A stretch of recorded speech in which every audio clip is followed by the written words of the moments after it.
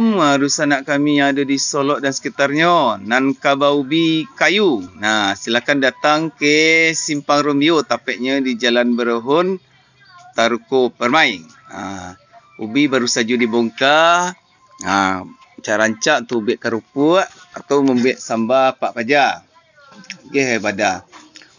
Ubi ni kita jual per kilonya RM3,000. Yang cepat merapat.